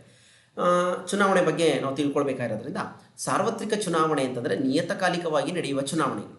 5 ವರ್ಷಕ್ಕೊಂದ್ಸಲ ಸರ್ಕಾರ ಅದು ಅವಧಿ ಮುಗಿದ ನಂತರ ಏನಾಗುತ್ತೆ ನಡೆಯುತ್ತಲ್ಲ, ಅದು ಸಾರ್ವತ್ರಿಕ ಚುನಾವಣೆ. ಚೆನ್ನಾಗಿ ನೆನಪಿಟ್ಕೊಳ್ಳಿ. ನಿಯತಕಾಲಿಕವಾಗಿ 5 ವರ್ಷಗಳಿಗೊಮ್ಮೆ ನಡೀತಕ್ಕಂಥ ಚುನಾವಣೆನೇ ನಿಯತಕಾಲಿಕ ಚುನಾವಣೆ ಆಗಿರುತ್ತೆ, ಅಂದರೆ ಸಾರ್ವತ್ರಿಕ ಚುನಾವಣೆ. ಮರು ಚುನಾವಣೆ ಅಂದರೆ ಚುನಾವಣಾ ಅಕ್ರಮದಿಂದ ನಡೆಯುವ ಚುನಾವಣೆ. ಏನಾದರೂ ಅಕ್ರಮ ನಡೆದುಬಿಟ್ಟಿದೆ, ಅಲ್ಲಿ ವೋಟ್ ಆಗಿರುವಂಥದ್ದು ಅಥವಾ EVM ಮಿಷಿನನ್ನು ಹೊಡೆದಾಕುವಂಥದ್ದನ್ನು ನಾವು ನೋಡಿರ್ತೀವಿ. ಈ ಥರ ಏನಾದರೂ ಆದರೆ ಅಲ್ಲೇನಾದರೂ ಮಿಷಿನ್ ಕೆಟ್ಟೋದ್ರೆ ಅಥವಾ ಗಲಭೆಗಳಾದರೆ ವೋಟಿಂಗ್ ಬೂತಲ್ಲಿ ಆ ಥರದಕ್ಕೆ ಸಂಬಂಧಪಟ್ಟಾಗಿ ಮರು ಚುನಾವಣೆಯನ್ನು ಮಾಡ್ತಾರೆ. ಚುನಾವಣಾ ಅಕ್ರಮ ನಡೆದರೆ ಉಪಚುನಾವಣೆಯನ್ನು ಮಾಡ್ತಾರೆ. ಪ್ರತಿನಿಧಿ ರಾಜೀನಾಮೆ ಅಥವಾ ಮರಣ ಹೊಂದಿದಂಥ ಸಂದರ್ಭದಲ್ಲಿ ಯಾರಾದರೂ ಒಬ್ಬರು ಪ್ರತಿನಿಧಿ ಅಲ್ಲಿ ನಿಂತು ಗೆದ್ದಿರ್ತಾರೆ ಅಂದ್ಕೊಳ್ಳಿ, ಯಾವ್ದಾದ್ರು ಒಂದು ತಾಲೂಕಲ್ಲಿ, ಅಥವಾ ಯಾರಾದರೂ ಒಬ್ಬರು MLA MP ಈ ಥರದವ್ರು ಏನಾದರೂ ಅವರು ಮರಣ ಅಥವಾ ರಾಜೀನಾಮೆ ಕೊಟ್ಟಂಥ ಸಂದರ್ಭದಲ್ಲಿ ಆಗುವಂಥದ್ದು ಉಪಚುನಾವಣೆ. ಇನ್ನು ಮಧ್ಯಂತರ ಚುನಾವಣೆ ಅಂದರೆ ಅಧಿಕಾರಾವಧಿಗೂ ಮುನ್ನ ಶಾಸನಸಭೆಯ ವಿಸರ್ಜನೆಯನ್ನು ಮಾಡಿದ್ರೆ, ಅಂದರೆ 5 ವರ್ಷ ನಾವು ಸಾರ್ವತ್ರಿಕ ಚುನಾವಣೆ ಮೂಲಕ ಗೆದ್ದು ಹೋಗಿರ್ತಕ್ಕಂಥ ಬಹುಮತ ಪಡೆದ ಪಕ್ಷ ಅಧಿಕಾರವನ್ನು ಹಿಡಿಯುತ್ತೆ. ಅದು ಏನಾದರೂ 5 ವರ್ಷಗಳ ಅಧಿಕಾರಾವಧಿಯನ್ನು ಪೂರ್ಣಗೊಳಿಸೋದಕ್ಕೆ ಆಗಲಿಲ್ಲ ಅಂತಂದರೆ ನಾವು ಸರ್ಕಾರವನ್ನು ಏನು ಮಾಡ್ತೀವಿ, ಇದನ್ನು ಮಾಡಿ ವಿಸರ್ಜನೆಯನ್ನು ಮಾಡಿ ಮಧ್ಯಂತರ ಚುನಾವಣೆಯನ್ನು ಘೋಷಣೆ ಮಾಡ್ತಾರೆ. ಆ ಒಂದು ಪೀರಿಯಡಲ್ಲಿ ಏನಾಗಿರುತ್ತೆ, ಟೈಮ್ ಏನಾದ್ರು ಜಾಸ್ತಿ ತಗೊಂಡ್ರೆ ರಾಷ್ಟ್ರಪತಿಗಳ ಆಡಳಿತ ಕೂಡ ಆ ಸಂದರ್ಭದಲ್ಲಿ ಬರುವಂಥ ಸಾಧ್ಯತೆಗಳಿರ್ತವೆ. ನೆಕ್ಸ್ಟು ನೋಡ್ಕೊಳ್ಳಿ. ಇದಾದ ನಂತರ ಜಾತ್ಯತೀತ ಎಂಬ ಪದವನ್ನು ಸಂವಿಧಾನಕ್ಕೆ ಈ ತಿದ್ದುಪಡಿಯ ಮೂಲಕ ಸೇರಿಸಲಾಯಿತು. ಸಂವಿಧಾನಕ್ಕೆ ಈ ತಿದ್ದುಪಡಿಯ ಮೂಲಕ ಜಾತ್ಯತೀತ ಎಂಬ ಪದವನ್ನು 44ನೇ ತಿದ್ದುಪಡಿ, 42ನೇ ತಿದ್ದುಪಡಿ, 40ನೇ ತಿದ್ದುಪಡಿ, 45ನೇ ತಿದ್ದುಪಡಿ, 42ನೇ ತಿದ್ದುಪಡಿಯ ಮೂಲಕ ಈ ಜಾತ್ಯತೀತ ಎಂಬ ಪದವನ್ನು ಸಂವಿಧಾನಕ್ಕೆ ಸೇರಿಸ್ತೀವಿ ಸ್ನೇಹಿತರೆ. 1976ರಲ್ಲಿ ಸಂವಿಧಾನದ 42ನೇ ತಿದ್ದುಪಡಿಯನ್ನು ಮಾಡಲಾಗುತ್ತೆ. ನೋಡಿ, ತಿದ್ದುಪಡಿಗೆ ಸಂಬಂಧಪಟ್ಟಾಗಿ ಇಷ್ಟೆಲ್ಲ ಪ್ರಶ್ನೆಗಳು ನಿಮಗೆ ಇಲ್ಲಿ ಸಿಗ್ತಾವೆ ಅಂತೇಳಿ, ಹಾಗಾಗಿ ಚೆನ್ನಾಗಿ ಅಬ್ಸರ್ವನ್ನ ಮಾಡ್ಕೊಳ್ಳಿ. 1976ರಲ್ಲಿ 42ನೇ ತಿದ್ದುಪಡಿಯನ್ನು ಮಾಡ್ತೀವಿ. ಸಂವಿಧಾನದ ಪ್ರಸ್ತಾವನೆ ಪೀಠಿಗೆ ಸ್ನೇಹಿತರೆ, ನಾನು ಸಾಕಷ್ಟು ಸಲ ಹೇಳಿದ್ದೆ, ಸಂವಿಧಾನದ ಪ್ರಸ್ತಾವನೆ ಮೇಲೆ ಸಾಕಷ್ಟು ಪ್ರಶ್ನೆಗಳು ಬರ್ತಾ ಇದ್ದಾವೆ. ಹಾಗಾಗಿ ಒಂದ್ಸಲ ಸಂವಿಧಾನ ಪೀಠಿಕೆಯನ್ನು ನೀವೇನು ಮಾಡಿ ಕೂತ್ಕೊಂಡು ಓದ್ಕೊಂಬಿಡಿ. ಟೆಕ್ಸ್ಟ್ ಬುಕ್ಕಲ್ಲಿ ಸಿಗುತ್ತೆ, ಅಥವಾ ನಿಮ್ಗೆ ಏನಾದರೂ ಆನ್ಲೈನಲ್ಲಿ ಕೂಡ ಡೌನ್ಲೋಡ್ ಮಾಡ್ಕೊಬೋದು, ನೋಡ್ಕೊಳ್ಳಿ. ಸಂವಿಧಾನದ ಪ್ರಸ್ತಾವನೆಗೆ ಸಮಾಜವಾದಿ, ಜಾತ್ಯತೀತ ಮತ್ತು ಸಾರ್ವಭೌಮತ್ವ ಎಂಬ ಪದಗಳನ್ನು ಸೇರಿಸಲಾಯಿತು ಅಂತೇಳಿ ಇದನ್ನು ಮಿನಿ ಸಂವಿಧಾನ ಅಂತಲೂ ಕೂಡ ಕರೀತಾರೆ. ಯಾವುದನ್ನು ಮಿನಿ ಸಂವಿಧಾನ ಅಂತೇಳಿ ಕರೀತಾರೆ? 42ನೇ ತಿದ್ದುಪಡಿ 1976ರಲ್ಲಿ ಮಾಡಿದಂಥ 42ನೇ ತಿದ್ದುಪಡಿಯನ್ನು ಅದನ್ನು ಮಿನಿ ಸಂವಿಧಾನ ಅಂತಲೂ ಕೂಡ ಕರೀತಾರೆ. ಈ ಪಾಯಿಂಟನ್ನು ಕೂಡ ನೆನಪಿಟ್ಕೊಳ್ಳಿ. ನೆಕ್ಸ್ಟು, ನಮ್ಮ ಸಂವಿಧಾನವು ಅಂಗೀಕರಿಸಿದ ಒಟ್ಟು ರಾಷ್ಟ್ರೀಯ ಭಾಷೆಗಳು ಎಷ್ಟು? ರಾಷ್ಟ್ರೀಯ ಭಾಷೆಗಳು ಅಂತಿದ್ದಾವೆ. ಒಟ್ಟು ಎಷ್ಟು ಭಾಷೆಗಳನ್ನು ಅಂಗೀಕಾರ ಮಾಡಿದೆ ಅಂತೇಳಿ, ಒಟ್ಟು 22 ಭಾಷೆಗಳನ್ನು ನಾವು ರಾಷ್ಟ್ರೀಯ ಭಾಷೆಗಳು ಅಂತೇಳಿ ಅಂಗೀಕಾರ ಮಾಡಿದ್ದೀವಿ ಸ್ನೇಹಿತರೆ. ನೋಡಿ, ಮತ್ತೆ ಅದೇ ಥರ ಪ್ರಶ್ನೆ, ಭಾರತ ಸಂವಿಧಾನದಲ್ಲಿ ಎಷ್ಟು ಭಾಷೆಗಳಿಗೆ ಅಧಿಕೃತ ಜ್ಞಾಪನ ಸ್ಥಾನಮಾನವನ್ನು ನೀಡಲಾಗಿದೆ? ಅಂದರೆ ಅಷ್ಟು ನಮ್ಮ ದೇಶದ ಭಾಷೆಗಳು ಅಂತೇಳಿ ಅದಕ್ಕೆ ಒಂದು ಸರ್ಕಾರದ ಒಪ್ಪಿಗೆ ಇದೆ ಅಂತಂದರೆ 22 ಭಾಷೆಗಳು.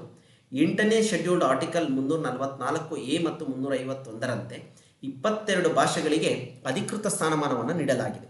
ಎಷ್ಟನೇ ಶೆಡ್ಯೂಲ್ಡ್ ಆರ್ಟಿಕಲ್ ಎಲ್ಲವನ್ನು ನೋಡ್ಕೊಳ್ಳಿ. ಯಾವ್ಯಾವ ಭಾಷೆಗಳು ಅಂದರೆ ಅಸ್ಸಾಮಿ, ಕನ್ನಡ, ಮೈಥಿಲಿ, ಮರಾಠಿ, ಸಂಸ್ಕೃತ, ತೆಲುಗು, ಬೆಂಗಾಲಿ, ಗುಜರಾತಿ, ಕಾಶ್ಮೀರಿ, ನೇಪಾಳಿ, ಸಂತಾಲಿ, ಉರ್ದು, ಬೋಡೋ, ಹಿಂದಿ, ಕೊಂಕಣಿ, ಒಡಿಯಾ, ಸಿಂಧಿ, ಡೋಗ್ರಿ, ಮಲಯಾಳಂ, ಮಣಿಪುರಿ, ಪಂಜಾಬಿ ಮತ್ತು ತಮಿಳು. ಇವಿಷ್ಟು ಭಾಷೆಗಳು ಸ್ನೇಹಿತರೆ. ಈ ಭಾಷೆಗಳನ್ನು ಕೂಡ ಕೊಟ್ಟು ನಮಗೇನು ಮಾಡ್ತಾರೆ, ಇದರಲ್ಲಿ ಯಾವ ಭಾಷೆ ಸಂವಿಧಾನದಿಂದ ಅಧಿಕೃತ ಸ್ಥಾನಮಾನವನ್ನು ಪಡೆದಿಲ್ಲ ಅಂತಲೂ ಕೇಳ್ಬೋದು, ಅಥವಾ ಇದರಲ್ಲಿ ಯಾವ ಭಾಷೆ ಪಡ್ಕೊಂಡಿದೆ ಅಂತಲೂ ಕೇಳ್ಬೋದು. ಹಾಗಾಗಿ 22 ಭಾಷೆಗಳನ್ನು ಕೂಡ ನೀವೇನು ಮಾಡಿ ನೆನ್ಪಿಟ್ಕೊಳ್ಳಿ. ಒಟ್ಟು 22 ಭಾಷೆಗಳು ಇದಾವೆ ಸ್ನೇಹಿತರೆ.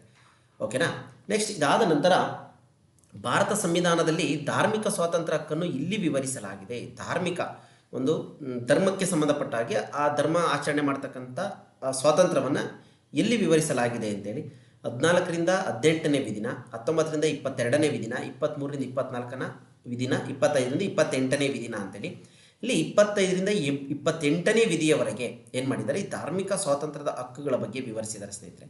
ಇಲ್ಲಿ ಸವಿಸ್ತಾರವಾಗಿ ನೋಡ್ಕೊಳ್ತಾ ಹೋಗೋಣ ಬನ್ನಿ. 14ನೇ ವಿಧಿ ಹೇಳುತ್ತೆ ಕಾನೂನಿನ ಮುಂದೆ ಎಲ್ಲರೂ ಸಮಾನರು ಅಂತೇಳಿ. ಚೆನ್ನಾಗಿ ನೆನ್ಪಿಟ್ಕೊಳ್ಳಿ. 14ನೇ ವಿಧಿ ಹೇಳುತ್ತೆ ಕಾನೂನಿನ ಮುಂದೆ ಎಲ್ಲರೂ ಸಮಾನರು. 15ನೇ ವಿಧಿ ಹೇಳುತ್ತೆ ತಾರತಮ್ಯ ನಿರ್ಬಂಧ, ತಾರತಮ್ಯ ಮಾಡೋ ಹಾಗಿಲ್ಲ ಅಂತೇಳಿ. 16ನೇ, ಯಾಕೆಂದರೆ ಇದ್ರ ಮೇಲೆ ಹಿಂದೆ 2024ರ ವಿಲೇಜ್ ಅಕೌಂಟೆಂಟಲ್ಲೂ ಕೂಡ ಏನು ಮಾಡಿದ್ರು ಸ್ನೇಹಿತರೆ, ಒಂದು ಪ್ರಶ್ನೆಯನ್ನು ಕೇಳಿದ್ದು. 16ನೇ ವಿಧಿ ಹೇಳುತ್ತೆ ಸಾರ್ವಜನಿಕ ನೇಮಕಾತಿಯಲ್ಲಿ ಸಮಾನ ಅವಕಾಶ. ನೋಡಿ, ಎಲ್ಲರಿಗೂ ಅವರು ಯಾವುದೇ ಜಾತಿ, ಧರ್ಮ, ಲಿಂಗ ಆಗಿರಲಿ ಅವರು ಎಲ್ಲರಿಗೂ ಕೂಡ ಸಮಾನ ಅವಕಾಶ ಅಂತೇಳಿ 16ನೇ ವಿಧಿ ಹೇಳುತ್ತೆ. 17ನೇ ವಿಧಿ ಹೇಳುತ್ತೆ ಅಸ್ಪೃಶ್ಯತಾ ಆಚರಣೆ, ಅಸ್ಪೃಶ್ಯತಾ ನಿಷೇಧ ಕಾಯ್ದೆ ಜಾರಿಗೆ ಬರುತ್ತೆ 1989ರಲ್ಲಿ. ಈ ಒಂದು ವಿಧಿಯನ್ನು ಕೂಡ ನೆನಪಿಟ್ಕೊಳ್ಳಿ ಚೆನ್ನಾಗಿ. 17ನೇ ವಿಧಿ. 18ನೇ ವಿಧಿ ಹೇಳುತ್ತೆ ಬಿರುದುಗಳ ರದ್ದತಿ. ಬಿರುದುಗಳೇನಾದರೂ ಇದ್ದರೆ ಅದನ್ನು ರದ್ದತಿ ಮಾಡ್ತಕ್ಕಂಥದ್ದು. 19ನೇ ಅಂದರೆ ಏನಾದರೂ ಬೇರೆ ದೇಶಗಳು ಸರ್ಕಾರದ ಒಪ್ಪಿಗೆ ಇಲ್ಲದೆ ಬೇರೆ ದೇಶಗಳ ಬಿರುದುಗಳನ್ನ ಪಡೆಯುವಂಥದ್ದು, ಈ ಥರದಕ್ಕೆ ಏನಾದರೂ ಸಂಬಂಧಪಟ್ಟಿದ್ರೆ. 19ನೇ ವಿಧಿ ಹೇಳುತ್ತೆ ವಾಕ್ ಸ್ವಾತಂತ್ರ್ಯ, ಇತರೆ ಸ್ವಾತಂತ್ರ್ಯ ಹಕ್ಕುಗಳ ರಕ್ಷಣೆ, 19ನೇ ವಿಧಿ ಹೇಳುವಂಥದ್ದು. 20ನೇ ವಿಧಿ ಹೇಳುತ್ತೆ ನಿಮಗೆ ಅಪರಾಧಿ ನಿರ್ಣಯದ ರಕ್ಷಣೆ ಅಂತೇಳಿ. 21ನೇ ವಿಧಿ ಹೇಳುತ್ತೆ ಜೀವ ವೈಯಕ್ತಿಕ ಸ್ವಾತಂತ್ರ್ಯ. ನೋಡಿ, ಆಲ್ರೆಡಿ ಹೇಳಿದೆ 11ನೇ ಇದಕ್ಕೆ ಸಂಬಂಧಪಟ್ಟ ಈ ಕರ್ತವ್ಯಕ್ಕೆ ಸಂಬಂಧಪಟ್ಟ ಹಾಗೆ 21ನೇ ವಿಧಿ ಹೇಳತಕ್ಕಂಥದ್ದು ಜೀವ ವೈಯಕ್ತಿಕ ಸ್ವಾತಂತ್ರ್ಯವನ್ನು ಹೇಳುತ್ತೆ. ಅದರೊಳಗೆ 21A ಏನು ಹೇಳುತ್ತೆ ಅಂದರೆ 6ರಿಂದ 14 ವರ್ಷದವರೆಗೆ ಉಚಿತ ಮತ್ತು ಕಡ್ಡಾಯ ಶಿಕ್ಷಣವನ್ನು ಹೇಳುತ್ತೆ. ಇದು ಒಂದು 11ನೇ ಕರ್ತವ್ಯ ಆಗಿದೆ. 22ನೇ ವಿಧಿ ಹೇಳುತ್ತೆ ಕೆಲವು ಪ್ರಕರಣಗಳ ಬಂಧನ ಮತ್ತು ಸೆರೆವಾಸದ ವಿರುದ್ಧದ ರಕ್ಷಣೆ ಅಂತೇಳಿ. 23ನೇ ವಿಧಿ ಮಾನವನ ಮಾರಾಟ ಬಲವಂತದ ದುಡಿಮೆಯ ನಿಷೇಧ ಅಂತೇಳಿ. 24ನೇ ವಿಧಿ ಹೇಳುತ್ತೆ 1986ರಲ್ಲಿ ಬಾಲಕಾರ್ಮಿಕ ನಿಷೇಧ ಕಾಯ್ದೆಯನ್ನು ಜಾರಿಗೆ ತರಲಾಗಿದೆ. ಈ ಬಾಲಕಾರ್ಮಿಕರ ಬಗ್ಗೆ ಚೆನ್ನಾಗಿ ನೆನಪಿಟ್ಕೊಳ್ಳಿ. ಏಕೆಂದರೆ ಒಂದು ಪಂಚಾಯಿತಿ ಮಟ್ಟದಲ್ಲಿ ಏನಾದರೂ ಈ ಥರ ಸಂದರ್ಭಗಳು ಬಂದಂಥ ಸಂದರ್ಭದಲ್ಲಿ ಒಬ್ಬ VAO ಆಗಿ ನಿಮ್ಮ ಕರ್ತವ್ಯ ಏನಿರುತ್ತೆ ಅಂತೇಳಿ. 24ನೇ ವಿಧಿ 1986ರಲ್ಲಿ ಬಾಲಕಾರ್ಮಿಕ ನಿಷೇಧ ಕಾಯ್ದೆ ಜಾರಿಗೆ ತರಲಾಗುತ್ತೆ. 24 ಗಂಟೆಗಳು 24 ವಿಧಿ ಮಕ್ಕಳು ದುಡಿಯೋಂಗಿಲ್ಲ ಬಾಲಕಾರ್ಮಿಕರಾಗಿ. ಎಲ್ಲಿ ಗ್ಯಾರೇಜ್ಗಳಲ್ಲಿ, ಇಟ್ಟಿಗೆ ಗೂಡುಗಳಲ್ಲಿ, ಪಟಾಕಿ ತಯಾರಿಕೆಯಲ್ಲಿ, ಹೋಟೆಲ್ಗಳಲ್ಲಿ, ಪೆಟ್ರೋಲ್ ಬಂಕ್ಗಳಲ್ಲಿ ಈ ಥರದ್ದೆಲ್ಲ ಬರುತ್ತೆ. 25ನೇ ವಿಧಿ ಧರ್ಮವನ್ನು ಪಾಲಿಸುವ, ಆಚರಿಸುವ, ಪ್ರಚಾರ ಮಾಡುವ ಸ್ವಾತಂತ್ರ್ಯ. ನೋಡಿ 25ನೇ ವಿಧಿ ಇಲ್ಲಿಂದ ಬಂತು ಮೇಲ್ಗಡೆ ಪ್ರಶ್ನೆಗೆ ಸಂಬಂಧಪಟ್ಟಾಗಿ. 25ನೇ ವಿಧಿ ಏನು ಹೇಳುತ್ತೆ ಧರ್ಮವನ್ನು ಪಾಲಿಸುವ, ಆಚರಿಸುವ, ಪ್ರಚಾರ ಮಾಡುವ ಸ್ವಾತಂತ್ರ್ಯ. 26ನೇ ವಿಧಿ ಬಂದು ಧಾರ್ಮಿಕ ವಿಷಯಗಳನ್ನು ನಿರ್ವಹಿಸುವ ಸ್ವಾತಂತ್ರ್ಯ. 27ನೇ ವಿಧಿ ಬಂದು ಇವೆಲ್ಲ ಧರ್ಮಕ್ಕೆ ಸಂಬಂಧಪಡ್ತವೆ. 25ರಿಂದ 28ರವರೆಗೂ ಕೂಡ ನಿರ್ದಿಷ್ಟ ಧರ್ಮವನ್ನು ಪ್ರೋತ್ಸಾಹಿಸಲು ತೆರಿಗೆ ಪಾವತಿ ಮಾಡುವುದಕ್ಕೆ ಸಂಬಂಧಿಸಿದ ಸ್ವಾತಂತ್ರ್ಯ. 28ನೇ ವಿಧಿ ಹೇಳುತ್ತೆ ಕೆಲವು ಶೈಕ್ಷಣಿಕ ಸಂಸ್ಥೆಗಳಲ್ಲಿ ಧಾರ್ಮಿಕ ಬೋಧನೆ ಮತ್ತು ಪೂಜೆಗೆ ಹಾಜರಾಗುವ ಸ್ವಾತಂತ್ರ್ಯ. 25ರಿಂದ 28ರವರೆಗೂ ಧಾರ್ಮಿಕ ಸ್ವಾತಂತ್ರ್ಯವನ್ನು ಹೇಳುವಂಥವು. ಹೀಗೆ ಒಂದಿಷ್ಟು ವಿಧಿಗಳು ಸ್ನೇಹಿತರೆ. ಇವನ್ನೆಲ್ಲ ಇಟ್ಕೊಳ್ಳಿ, ಯಾಕೆಂದರೆ ಒಂದಕ್ಕೊಂದು ಸಂಬಂಧವನ್ನು ಕಲ್ಪಿಸಿ ನಾವು ಪರೀಕ್ಷೆಗಳಲ್ಲಿ ಉತ್ತರ ಬರೆಯೋದಕ್ಕೂ ಕೂಡ ಅನುಕೂಲ ಆಗುತ್ತೆ. ಭಾರತ ದೇಶದಲ್ಲಿ ಕಾನೂನು ರಚನೆ ಮಾಡುವ ಅಂತಿಮ ಅಧಿಕಾರ ಹೊಂದಿರುವ ಅಂಗ ಯಾವುದು ಅಂತೇಳಿ. ಸರ್ಕಾರದಲ್ಲಿ ಒಟ್ಟು 3 ಅಂಗಗಳಿದ್ದಾವೆ: ಶಾಸಕಾಂಗ, ಕಾರ್ಯಾಂಗ, ನ್ಯಾಯಾಂಗ ಅಂತೇಳಿ. ಅಲ್ಲಿ ಕಾನೂನು ರಚನೆ ಮಾಡ್ತಕ್ಕಂಥ ಅಂಗ ಅಧಿಕಾರ ಯಾರಿಗಿದೆ ಅಂತಂದರೆ ಶಾಸಕಾಂಗಕ್ಕೆ ಇರುತ್ತೆ. ಓಕೆನಾ. ನೆಕ್ಸ್ಟು ಡ್ಯಾಶ್ ರಾಷ್ಟ್ರದ ಹಣಕಾಸಿನ ವಿಷಯದಲ್ಲಿ ಸಂಪೂರ್ಣ ನಿಯಂತ್ರಣವನ್ನು ಹೊಂದಿದೆ. ಯಾರಿಗೆ ರಾಷ್ಟ್ರದ ಹಣಕಾಸಿನ ವಿಷಯದಲ್ಲಿ ಸಂಪೂರ್ಣ ನಿಯಂತ್ರಣ ಇದೆ ಅಂತೇಳಿ? ಲೋಕಸಭೆ, ರಾಜ್ಯಸಭೆ, ಸರ್ವೋಚ್ಚ ನ್ಯಾಯಾಲಯ ಮೇಲಿನ ಯಾವುದೂ ಅಲ್ಲ ಅಂತೇಳಿ. ಲೋಕಸಭೆಗೆ ಹೆಚ್ಚಿನ ಹಣಕಾಸಿನ ಅಧಿಕಾರ ಇರುತ್ತೆ. ರಾಜ್ಯಕ್ಕೆ ಬಂದರೆ ರಾಜ್ಯ ವಿಧಾನಸಭೆಗೆ ಹೆಚ್ಚಿನ ಹಣಕಾಸಿನ ಅಧಿಕಾರಗಳು ಇರ್ತವೆ ಸ್ನೇಹಿತರೆ. ಇದಾದ ನಂತರ ಈ ಕೆಳಕಂಡ ತೀರ್ಪಿನಲ್ಲಿ ಸುಪ್ರೀಂ ಕೋರ್ಟ್ 6ರಿಂದ 14 ವರ್ಷದ ವಯೋಮಿತಿಯೊಳಗಿನ ಎಲ್ಲ ಮಕ್ಕಳಿಗೆ ಉಚಿತ ಮತ್ತು ಕಡ್ಡಾಯ ಶಿಕ್ಷಣವನ್ನು ಮೂಲಭೂತ ಹಕ್ಕು ಎಂದು ತಿಳಿಸಿದೆ ಅಂತ ಹೇಳಿದ್ದಾರೆ. ಅದು ಯಾವ ಒಂದು ತೀರ್ಪು ಅಂತ ಹೇಳಿ, ಇವಾಗ 6ರಿಂದ 14 ವರ್ಷದ ಮಕ್ಕಳಿಗೆ ಉಚಿತ ಮತ್ತು ಕಡ್ಡಾಯ ಶಿಕ್ಷಣ ಅಂತ ಹೇಳ್ತೀವಲ್ಲ, ಅದು ಯಾವ ಒಂದು ತೀರ್ಪಿನಲ್ಲಿ ಅಂತ ಒಂದು ಪ್ರಶ್ನೆ ಬರುತ್ತೆ. ಈ ಥರದವೆಲ್ಲ ಸ್ವಲ್ಪ ಅಪ್ಲಿಕೇಬಲ್ ಲೆವೆಲ್ ಕ್ವಶನ್ಗಳು. KM ನಾನಾವತಿ ಮಹಾರಾಷ್ಟ್ರ ಸರ್ಕಾರನ ವರ್ಸಸ್ ರಾಮ್ ಬಹದ್ದೂರ್ ವರ್ಸಸ್ ಒರಿಸ್ಸಾ ಸರ್ಕಾರನ, ಉನ್ನಿಕೃಷ್ಣನ್ ವರ್ಸಸ್ ಆಂಧ್ರ ಪ್ರದೇಶ ಸರ್ಕಾರನ, ಕೇಶವಾನಂದ ಭಾರತಿ ವರ್ಸಸ್ ಕೇರಳ ಸರ್ಕಾರನ ಅಂತೇಳಿ ಯಾವ ಒಂದು ತೀರ್ಪಿನ ಅಡಿಯಲ್ಲಿ 6ರಿಂದ 14 ವರ್ಷದ ವಯೋಮಿತಿಯೊಳಗಿನ ಮಕ್ಕಳಿಗೆ ಉಚಿತ ಮತ್ತು ಕಡ್ಡಾಯ ಶಿಕ್ಷಣ ಅಂತಂದರೆ ಉನ್ನಿಕೃಷ್ಣನ್ ವರ್ಸಸ್ ಆಂಧ್ರ ಪ್ರದೇಶ ಸರ್ಕಾರ. ಚೆನ್ನಾಗಿ ನೆನಪಿಟ್ಕೊಳ್ಳಿ. ಈ ಒಂದು ತೀರ್ಪಿನ ಆಧಾರದ ಮೇಲೆ 1993ರಲ್ಲಿ ಸುಪ್ರೀಂ ಕೋರ್ಟ್ ಈ ತೀರ್ಪನ್ನು ನೀಡುತ್ತೆ. ವಿಧಿ 21A 6ರಿಂದ 14 ವರ್ಷದ ಮಕ್ಕಳಿಗೆ ಉಚಿತ ಮತ್ತು ಕಡ್ಡಾಯ ಶಿಕ್ಷಣವನ್ನು ಕೊಡೋದಕ್ಕೆ ವ್ಯವಸ್ಥೆ ಮಾಡಿದೆ. ಕರ್ನಾಟಕ ವಿಧಾನಸಭೆಯ ಒಟ್ಟು ಚುನಾಯಿತ ಸದಸ್ಯರ ಸಂಖ್ಯೆ ಚೆನ್ನಾಗಿ ನೆನಪಿಟ್ಕೊಳ್ಳಿ ಸ್ನೇಹಿತರೆ. ಇದನ್ನು 225, 226, 224, 228 ಅಂತೇಳಿ. ಉತ್ತರ ಬಂದು 224. ಮುಂಚೆ 225 ಇದ್ದರು, ಅವರು ಎಲ್ಲೋದ್ರು ಇನ್ನೊಬ್ಬರು ಅಂತ ನೋಡೋಣ. ಒಟ್ಟು ವಿಧಾನಸಭಾ ಸದಸ್ಯರ ಸಂಖ್ಯೆ ಹಿಂದೆ 225 ಇತ್ತು. 224 ಜನ ಪ್ರತ್ಯಕ್ಷ ಚುನಾವಣೆ ಮೂಲಕ ಆಯ್ಕೆ ಆಗ್ತಾ ಇದ್ರು, ಹಾಗೂ ಒಬ್ಬರು ಆಂಗ್ಲೋ ಇಂಡಿಯನ್ನರನ್ನು ರಾಜ್ಯಪಾಲರು ನೇಮಕ ಮಾಡ್ತಾ ಇದ್ರು ಸ್ನೇಹಿತರೆ. ಓಕೆನಾ. ಆದರೆ ಇವಾಗ ಆ ಪದ್ಧತಿ ಇಲ್ಲ. ಬನ್ನಿ ಆ ಕೆಳಗಡೆ ಅದಕ್ಕೆ ಸಂಬಂಧಪಟ್ಟಿದ್ದ ವಿವರಣೆ ಇಲ್ಲಿದೆ. ಕರ್ನಾಟಕ ವಿಧಾನಸಭೆಗೆ ರಾಜ್ಯಪಾಲರು ಎಷ್ಟು ಸದಸ್ಯರು ನಾಮಕರಣ ಮಾಡುವರು ಅಂತ ಇಂದಿನ ಪ್ರಶ್ನೆ. ಇವಾಗ ಕೇಳಿದ್ರೆ ಇದನ್ನು ತೆಗೆದಾಕಿದ್ದಾರೆ, ನೋಡ್ಕೊಳ್ಳಿ. ಇಬ್ಬರನ್ನ ನಾಮಕರಣ ಮಾಡ್ತಾರ, ಒಬ್ಬರನ್ನ 3 ಜನನ 4 ಜನನ ಅಂತೇಳಿ. ಒಬ್ಬರನ್ನ ಆಯ್ಕೆ ಮಾಡೋ ಪದ್ಧತಿ ಹಿಂದೆ ಇತ್ತು 2020ಕ್ಕಿಂತ ಮುಂಚೆ. ಚೆನ್ನಾಗಿ ನೆನ್ಪಿಟ್ಕೊಳ್ಳಿ. ಕರ್ನಾಟಕ ವಿಧಾನಸಭಾ ಸದಸ್ಯರ ಸಂಖ್ಯೆ 25. ಓಕೆನಾ. ಅದರಲ್ಲಿ 25 ಇವಾಗಿಲ್ಲ. ಪ್ರತ್ಯಕ್ಷ ಚುನಾವಣೆ ಅಂದರೆ ನೇರವಾಗಿ ಜನರಿಂದ ಆಯ್ಕೆ ಆಗ್ತಕ್ಕಂಥ MLAಗಳು ಎಷ್ಟು ಜನ ಇರ್ತಾಯಿದ್ರು? 224 ಜನ ಇರುವಂಥದ್ದು. ನಾಮಕರಣವನ್ನು ಒಬ್ಬರನ್ನ ಮಾಡ್ತಾಯಿದ್ರು. ಯಾವುದರಲ್ಲಿ? ಕಲೆ, ವಿಜ್ಞಾನ, ಸಾಹಿತ್ಯ, ಸಮಾಜ ಸೇವೆ, ಸಹಕಾರ ಕ್ಷೇತ್ರಗಳಲ್ಲಿ ಸೇವೆ ಸಲ್ಲಿಸಿದ ಒಬ್ಬರು ಆಂಗ್ಲೋ ಇಂಡಿಯನ್ನರನ್ನು ನೇಮಕಾತಿಯನ್ನು ಮಾಡ್ತಾಯಿದ್ರು. 2020ಕ್ಕೆ ಮೊದಲು ರಾಜ್ಯಪಾಲರು ನಾಮಕರಣವನ್ನು ಮಾಡ್ತಾಯಿದ್ರು. 2020ಕ್ಕೆ ಮುಂಚೆ 2020ರಲ್ಲಿ 104ನೇ ತಿದ್ದುಪಡಿಯನ್ನು ಮಾಡಿ ಈ ನಾಮಕರಣ ಪದ್ಧತಿಯನ್ನು ಕೈ ಬಿಡಲಾಗಿದೆ.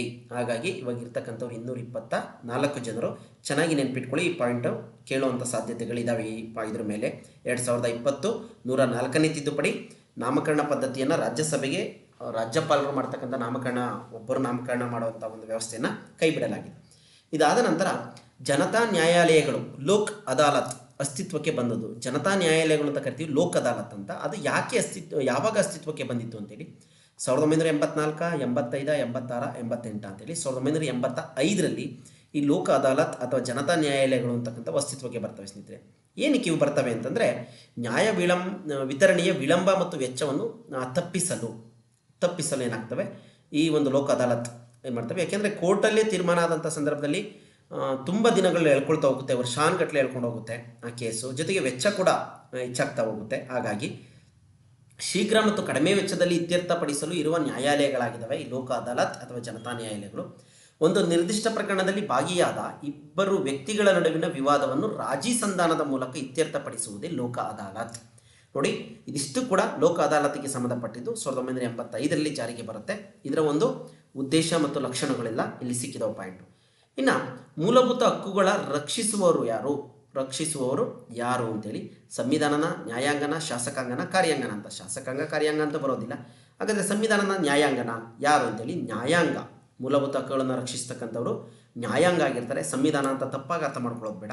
32ನೇ ವಿಧಿಯಲ್ಲಿ ಹಕ್ಕುಗಳ ರಕ್ಷಣೆಗೆ ಅವಕಾಶವನ್ನು ನೀಡಲಾಗಿದೆ ಸ್ನೇಹಿತರೆ. ಅದೇ ಸಂವಿಧಾನ ಪರಿಹಾರಾತ್ಮಕ ಹಕ್ಕು ಅಂತೇಳಿ ಕರಿತೀವಲ್ಲ, 6ನೇ ಹಕ್ಕು. ಅದು ಈ ಹಕ್ಕನ್ನು ಸಂವಿಧಾನದ ಆತ್ಮ ಅಂತ ಕರೀತಾರೆ. ಚೆನ್ನಾಗಿ ನೆನಪಿಟ್ಕೊಳ್ಳಿ, ಸಂವಿಧಾನದ ಆತ್ಮ ಎಂದು ಯಾವ ಹಕ್ಕನ್ನು ಕರೀತಾರೆ ಅಂತೇಳಿ, ಸಂವಿಧಾನಾತ್ಮಕ ಪರಿಹಾರ ಹಕ್ಕು. ಅದು 32ನೇ ವಿಧಿಯಲ್ಲಿ ಬರುತ್ತೆ. ಸರ್ವೋಚ್ಚ ನ್ಯಾಯಾಲಯವನ್ನು ಮೂಲಭೂತ ಹಕ್ಕುಗಳ ರಕ್ಷಕ ಅಂತೇಳಿ ಕರೀತಾರೆ ಸ್ನೇಹಿತರೆ. ಓಕೆನಾ. ಈ ಒಂದು 25 ಪ್ರಶ್ನೆಗಳು ಸ್ನೇಹಿತರೆ ವಿಲೇಜ್ ಅಕೌಂಟೆಂಟ್ಗೋಸ್ಕರ ಸಿದ್ಧಪಡಿಸಿರುವಂಥದ್ದು, ತುಂಬ ಪ್ರಮುಖವಾಗಿರ್ತಕ್ಕಂಥವು. ಇದೇ ಥರ ಸಾಕಷ್ಟು ವಿಡಿಯೋಗಳನ್ನ ನಿರೀಕ್ಷೆ ಮಾಡಿ. ಜೊತೆಗೆ ಕರೆಂಟ್ ಅಫೇರ್ GK ಪ್ರಶ್ನೆಗಳು ಕೂಡ ವಿಲೇಜ್ ಅಕೌಂಟೆಂಟ್ಗೆ ಸಂಬಂಧಪಟ್ಟಾಗಿ ಏನೆಲ್ಲ ಪ್ರಶ್ನೆಗಳು ಬರಬಹುದು, ಬಹುನಿರೀಕ್ಷಿತ ಪ್ರಶ್ನೆಗಳು ಅಂತಕ್ಕಂಥದ್ದನ್ನು ಶೀಘ್ರದಲ್ಲೇ ಮತ್ತೊಂದು ವಿಡಿಯೋವನ್ನು ಅಪ್ಲೋಡ್ ಮಾಡ್ತೀನಿ.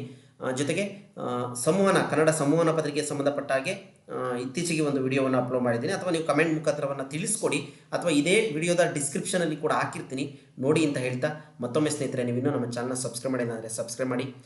ಎಲ್ಲ ವಿಡಿಯೋಗಳನ್ನ ನೋಡಿ. ಪರೀಕ್ಷಾ ದೃಷ್ಟಿಯಿಂದ ಸಾಕಷ್ಟು ಅನುಕೂಲಕರವಾದಂಥ ವಿಡಿಯೋಗಳು ಅಂತ ಹೇಳ್ತಾ, ಜೊತೆಗೆ ಕನ್ನಡಕ್ಕೆ ಸಂಬಂಧಪಟ್ಟ ಹಾಗೆ ನೀವು ಸಂವಹನದಲ್ಲಿ ಜಾಸ್ತಿ ಏನು ತಲೆ ಕೆಡಿಸ್ಕೊಳ್ಳೋದು ಬೇಡ. ನಮ್ಮ ಸಂಪೂರ್ಣ ವ್ಯಾಕರಣ ಇದೆ, ಅದರಲ್ಲಿ ನೋಡಿದ್ರೆ ಆಲ್ಮೋಸ್ಟ್ ಎಲ್ಲ ಪ್ರಶ್ನೆಗಳು ಕವರ್ ಆಗುತ್ತೆ. ಇತ್ತೀಚಿನ ಪರೀಕ್ಷೆಗಳಲ್ಲಿ ಏನೆಲ್ಲ ಪ್ರಶ್ನೆಗಳನ್ನ ಕೇಳಿದ್ದಾರೆ ಅಂತಕ್ಕಂಥದ್ದನ್ನು ಅನಾಲಿಸಿಸನ್ನು ಮಾಡಿ ಆ ಒಂದು ಸಂಪೂರ್ಣ ವ್ಯಾಕರಣ ವಿಡಿಯೋವನ್ನು ಮಾಡಿದ್ದೀವಿ ಸ್ನೇಹಿತರೆ. ನೋಡಿ, ಅಲ್ಲಿ ಅರ್ಥ ಆಗಲಿಲ್ಲ ಅಂದರೆ ಇಂಡಿವಿಜುವಲ್ ವಿಡಿಯೋಗಳಿದ್ದಾವೆ ಸ್ನೇಹಿತರೆ, ನೋಡಿ ಅಂತ ಹೇಳ್ತಾ ಎಲ್ರಿಗೂ ಕೂಡ ಇಂದಿನ ತರಗತಿಗೆ ಧನ್ಯವಾದಗಳು.